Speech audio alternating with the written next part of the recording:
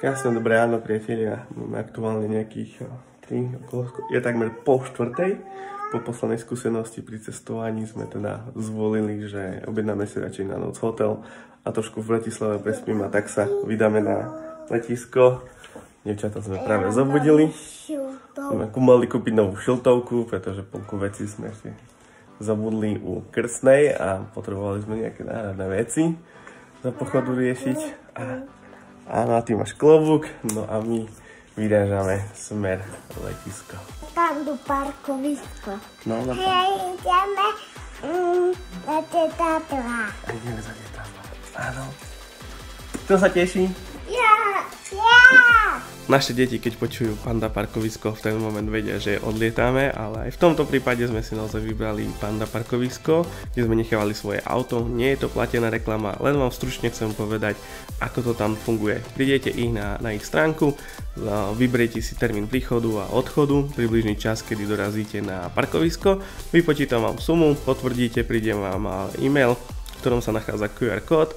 Prídete na parkovisko, zo telefónu si načítate QR kód pri rampe, otvorí sa vám rampa, zaparkujete auto podľa pokynov, vyberete si všetky svoje veci, následne sa presuniete dovnútra, tam si spravíte check-in, prídu vám e-mail, SMS-ka, všetky potrebné veci, ktoré potrebujete ešte, keď sa vrátite naspäť. Vnútri sa nachádza taký link, odovzdáte svoje kľúče a prechádzate na transfer.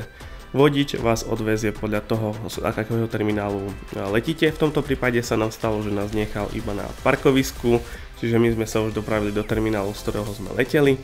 No a po príchode, ak sa teda vrátite, tak takisto kliknete si na ten link, potvrdíte, že ste prišli, o chvíľočku vám zavolá šofér, že po vás príde, alebo kde sa máte teda dostaviť, nastúpite na ten transfer, vrátite sa naspäť na parkovisko. V tom parkovisku sú také jak balíkoboxy, by som to nazval kľúčoboxy, a pri tom kľúčoboxe je taký automat, v ktorom naťukáte, alebo proste, že ste prišli, svoje údaje, zaplatíte sumu, za ktorú ste tam tú dĺžku parkovania, ktorú ste si nechali auto. No a potom sa vám vydajú kľúče, sa vám to tak pekne otvorí, no a si myslím, že klasicky nejakých 15 minút máte na to, aby ste opustili parkovisko.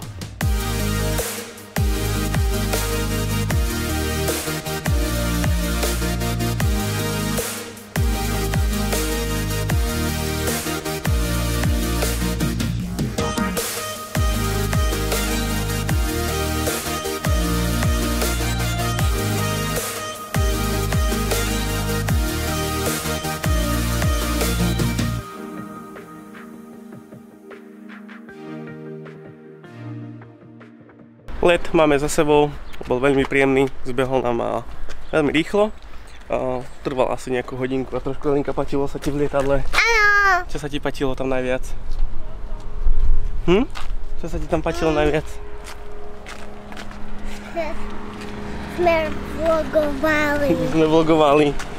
Tak vidíte, u nás je tu trošku už také rodinné. No ale sme teda ubytovaní a ideme sa tu trošku rozhľadnúť, a keďže sme veľmi hladní, tak ideme si dať niečo, čo tu miestna kuchyňa ponúka.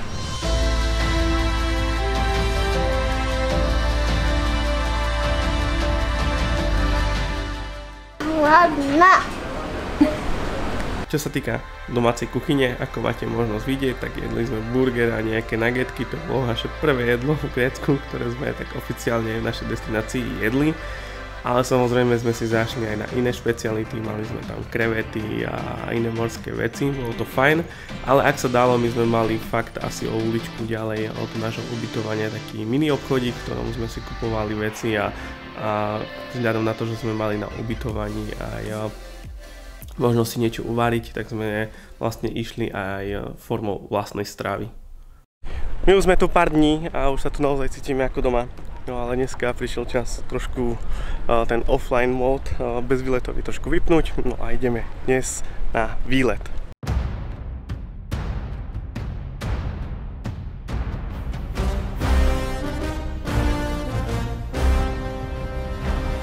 Áno, cítili sme sa tam skoro ako doma, až na to, že pre mňa to bolo strašné sedieť celý čas na pláži.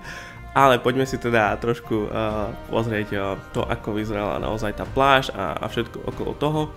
Bolo to taká piesočno-kamenistá pláž, my sme ju nemali ďaleko od nášho ubytovania, asi do 100 metrov. Nachádzali sa tam ešte riasy, ktoré sme každé ráno tam stretávali. More bolo teplé. Asi raz za celú tú dobu sme zažili naozaj také, že väčšie vlny, inak fakt proste sme sa kúpali, čapali, dievčatá sa akože učili tam plávať a ja som proste tam behal ako neplavec a bolo to naozaj veľmi príjemné. 10 centov za to, že ma uverejníš na sociálnych sieťach.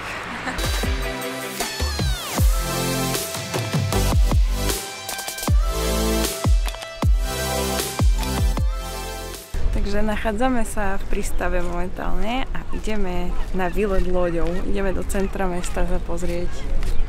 A deti sa veľmi na to tešia a dúfam, že nebudeme mať nejakú morskú chorobu.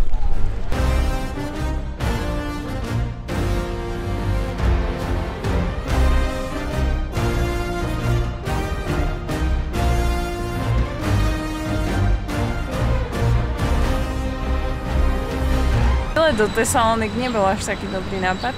Cesta loďou bola super, bolo to krásne, páčilo sa mi to, trochu ma z toho bolela hlava, pretože to bol monotónny zvuk. Ale čo je najhoršie na tomto výlete je to, že je tu 37 stupňov, proste všade je betón, je tu nehorazne horúco a všetky priestory sú proste strašne vyklimované. To znamená, že možno aj nejakých 20 stupňov je rozdiel medzi priestorom s klimou a medzi vonkajškom, čo je strašný šok a ja takéto teploty vôbec nezvládam.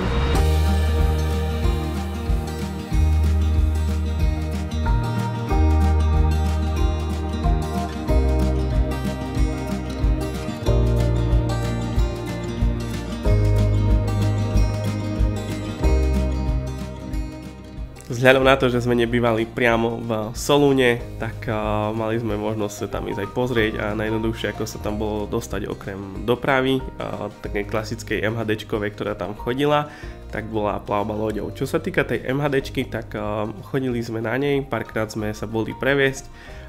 Väčšinou sa lístky kupovali priamo v automatoch v autobuse, kde sa dalo platiť vlastne kreditnou kartou, alebo hneď naproti zastávky bol taký obchodík, kde sme si vedeli kúpiť aj lístky priamo do tej MHDčky.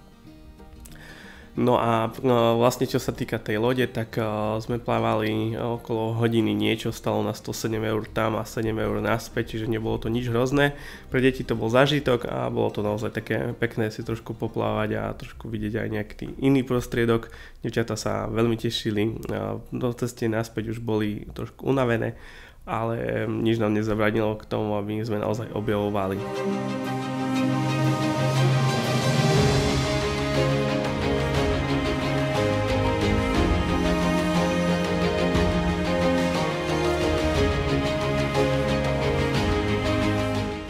A ja do vodo.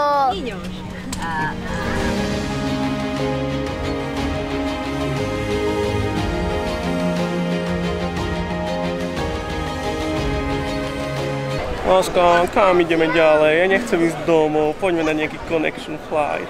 Neviem. Poďme. Ideme domov teraz. Ešte pár dní a pôjdeme zase niekam.